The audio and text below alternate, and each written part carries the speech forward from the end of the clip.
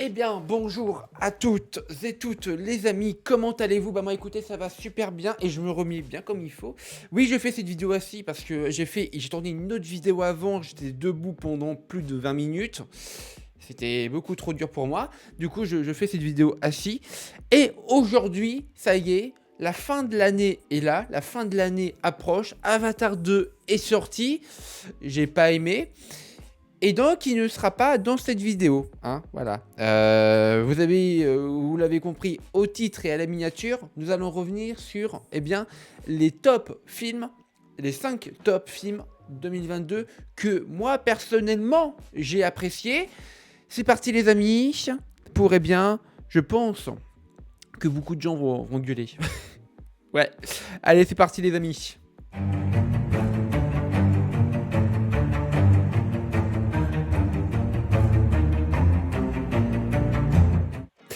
C'est parti les amis, et avant de commencer ce petit top 5, nous allons revenir sur trois films qui ont une mention spéciale, 3 films que j'ai aimés mais que je n'ai pas pu malheureusement eu le temps de développer lors d'une review sur ma chaîne YouTube, et on va le prendre maintenant. Alors oui, ça va durer un peu longtemps, mais ce n'est pas grave, on s'en fout, on est quand même là pour kiffer le cinéma. C'est parti. Alors aujourd'hui on va parler de Smile. Smile qui est un film d'horreur absolument incroyable que j'ai adoré.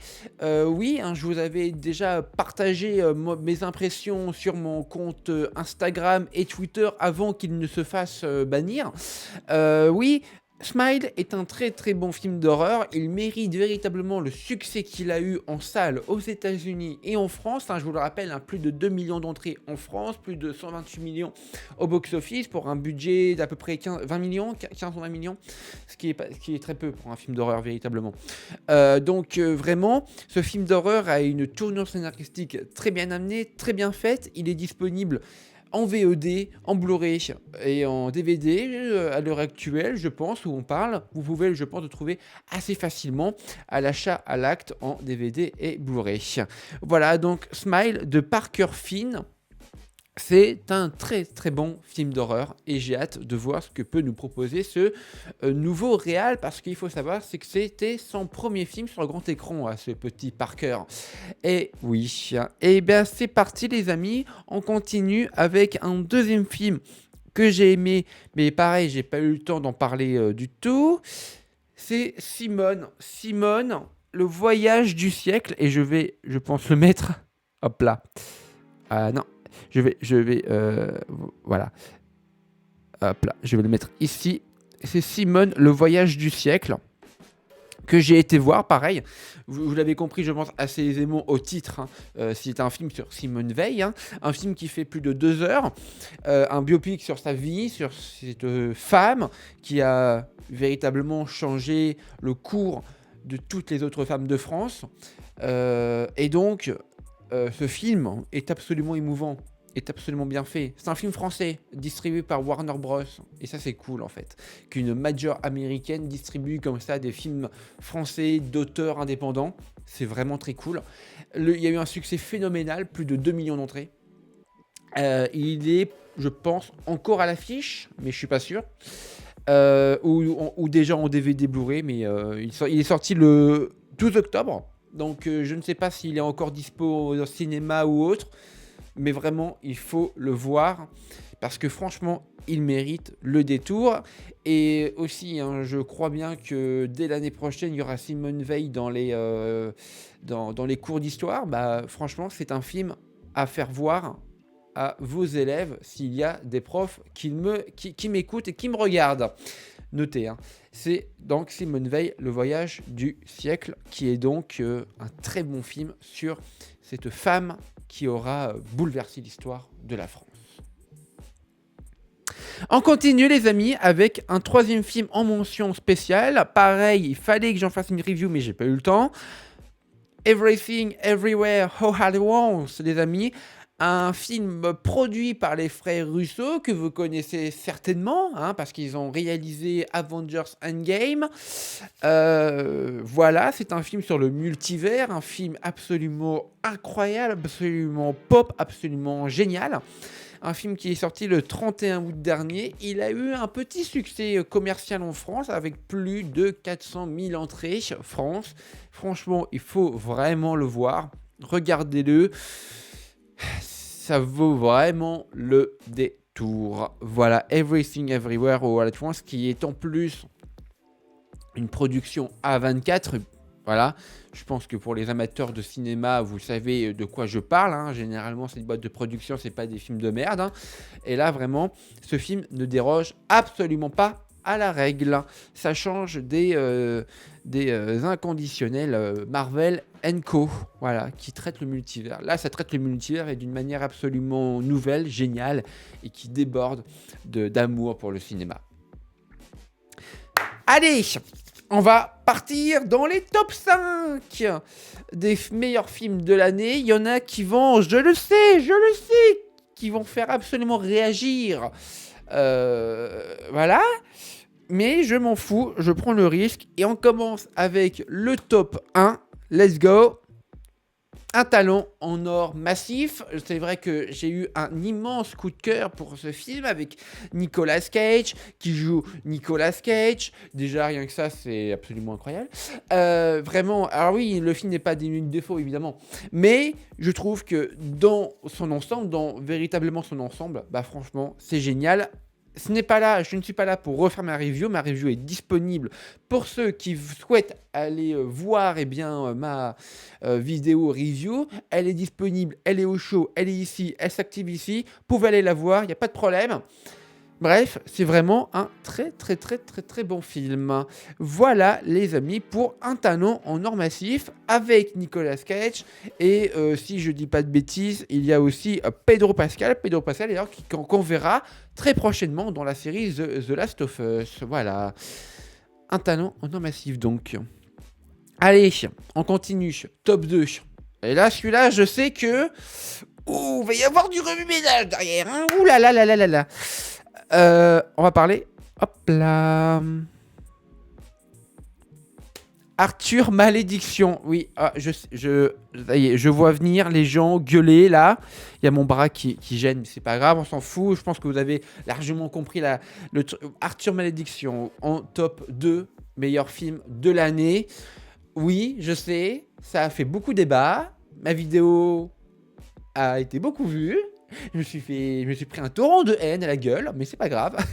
Et je vais m'en reprendre, un torrent de haine dans la gueule.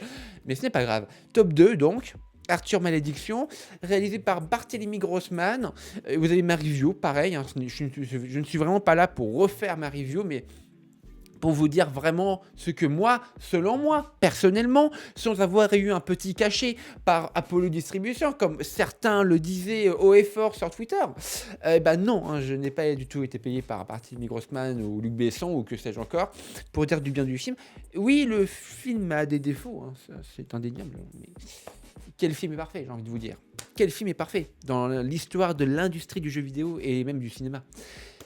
Bref, voilà, Arthur Malédiction. En top 2 films 2022, c'est parti les amis, donc il est disponible en DVD depuis quelques jours, je vous avais fait un petit tweet pour vous dire ça, n'hésitez pas donc pour ceux qui veulent à le prendre, voilà les amis, on continue les amis, et celui-là pareil, il a beaucoup divisé, hein.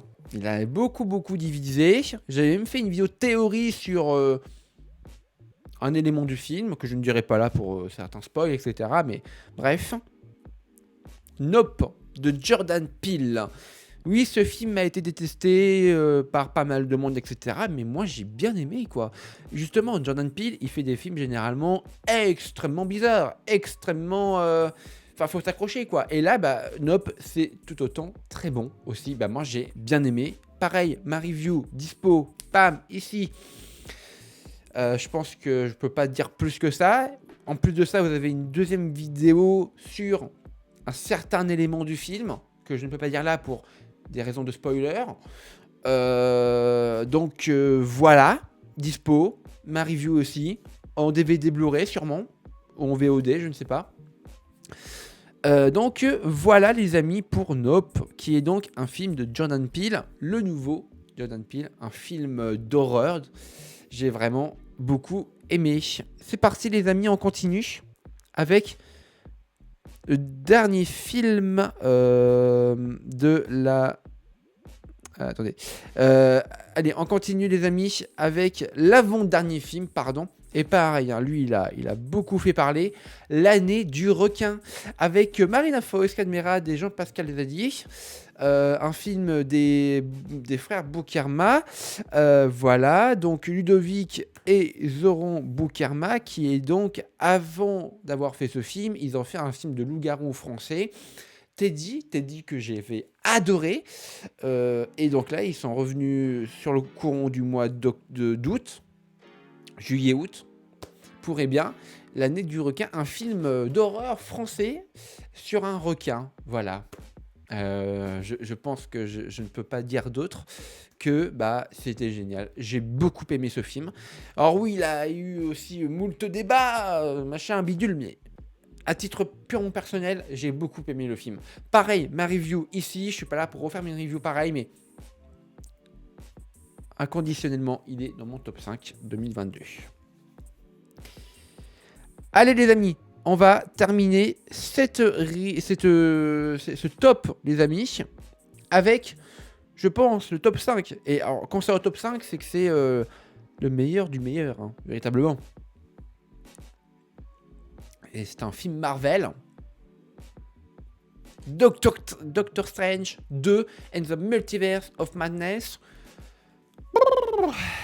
Ce film, pareil, hein, ma review, hein, pareil. Mais ce film, les amis, ce film était incroyable. Pour un Marvel, Sam Raimi a fait du bon taf. Et oui, c'est réalisé par Sam Raimi. Et on le reconnaît, on a vraiment sa patte. Voilà, et ça c'est génial. Et ça c'est cool. Franchement, merci Marvel d'avoir laissé Sam Raimi, d'avoir géré la réal sans que vous émettiez vos gros sabots, etc. Franchement, c'était un truc de gueudin. Voilà, les amis, j'ai rien d'autre à dire. Voilà. Voilà. Évidemment, tous les films que vous avez vus là, il y a ma review disponible sur tous les films, etc. J'espère que ça vous aura plu cette vidéo. N'hésitez pas à la liker, à la commenter, à la partager. Ciao tout le monde, c'était The Creative Man. Au revoir.